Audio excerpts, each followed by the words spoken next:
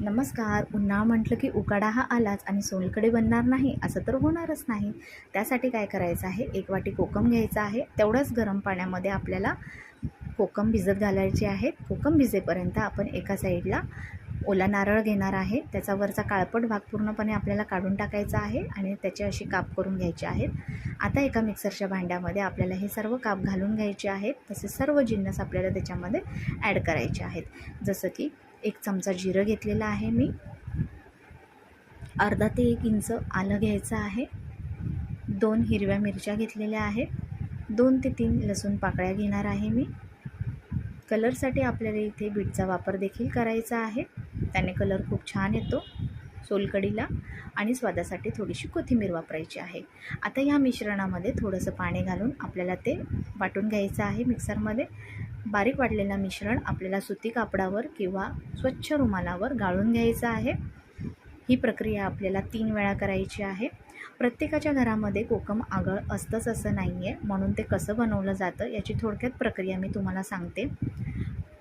कोकमाची जी फळं असतात रातांबे, हे आपल्याला मधोमध कट करून घ्यायचे आहे. त्याच्यामध्ये मीठ भरायचं आहे आणि झाकून ठेवून आपल्याला उन्हामध्ये ते 1 दिवसासाठी ठेवायचं आहे.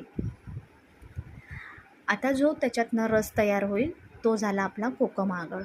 त्याचप्रकारे आपल्याला जर कोकम सरबत बनवायचं असेल तर तसंच आपल्याला करायचं आहे.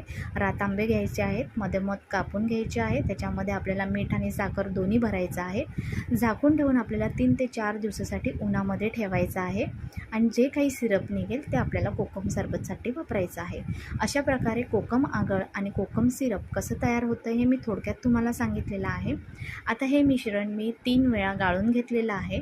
आता एका साईडला मी जे कोकम भिजत घालून ठेवलं होतं ते आपल्याला छान त्याचा रस काढून घ्यायचा आहे आणि ह्या मिश्रणामध्ये आपल्याला गाळून घ्यायचं आहे आणि पूर्ण मिश्रण एकजीव करून घ्यायचं आहे.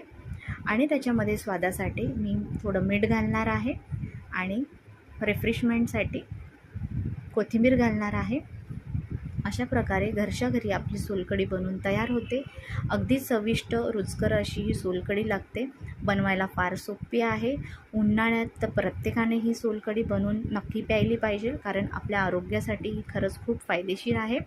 आपल्याला जर कोणाला पित्ताचा त्रास असेल तर ते पित्तशामक आहे.